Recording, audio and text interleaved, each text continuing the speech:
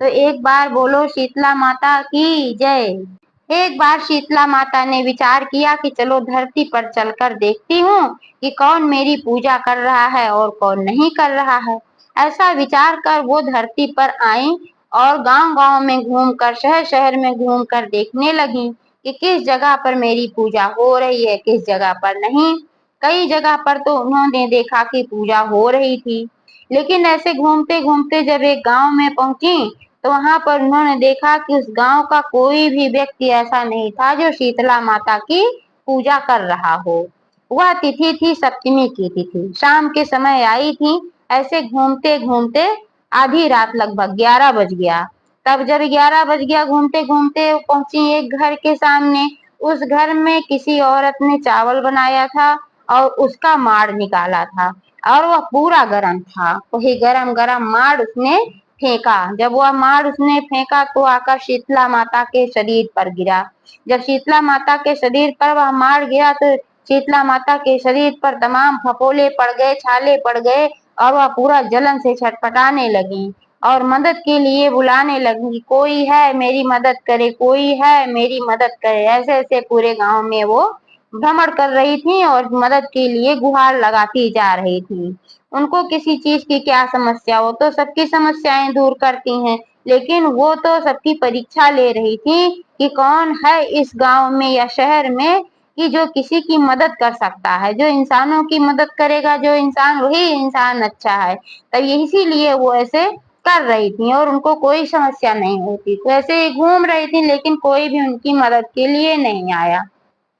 ऐसे घूमते-घूमते सुबह का 4 बज गया। तब जब 4 बज गया तो वहां पहुंची वो एक कुम्हार के घर के पास। वहां पर कुम्हारिन सुबह के 4 बजे ही उठ गई थी और अपने कामों में लग गई थी, झाड़ू बहारू अपना सब कर रही थी। तो उसने देखा कि एक बूढ़ी औरत छटपटा रही है जलन से और गुहार लगा रही है कि मदद करो, फफोले पड़े हुए हैं।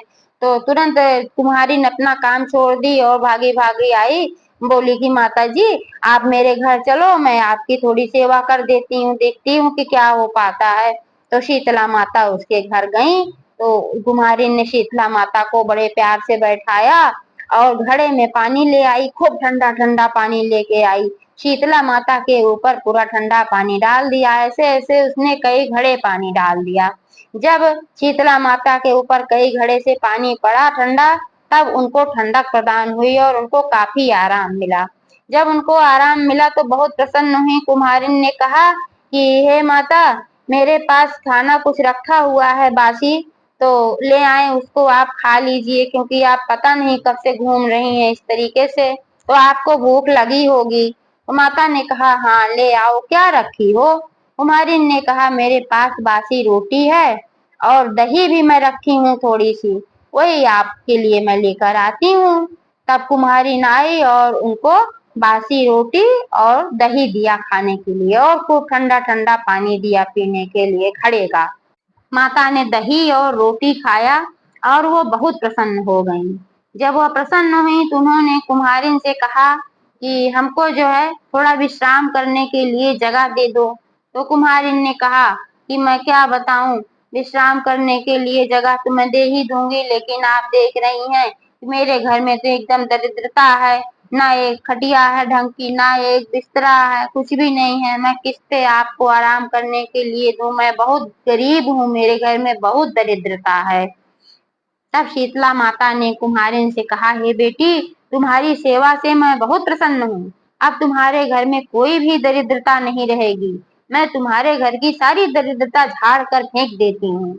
ऐसा कहकर वे अपने असली रूप में आ गईं। गधे पर सवार, एक हाथ में झाड़ू, एक हाथ में डलिया, बहुत सारे सुंदर-सुंदर वस्त्र और आभूषण से सुसज्जित एकदम दमक रही थी। यह देखते ही कुम्हारिन एकदम अवाक रह गई। उसने कहा अरे ये तो माता है। तो पहचान गई, बोली कि आप तो देवी भगवती हैं और आप बुढ़िया के रूप में यहाँ को फिर घूम रही थी।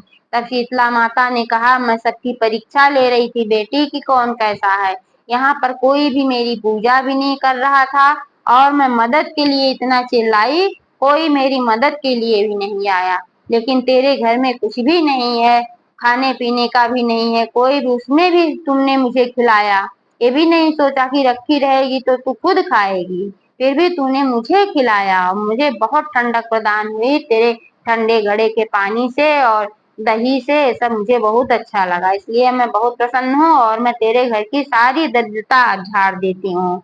और शीतला माता ने एक हाथ से झाड़ू लिया ही था, एक हाथ में डलिया उठाया, उसके घर की सारी दरिद्रता झाड़ कर डलिया में भर के उठा के बाहर फेंक दिया।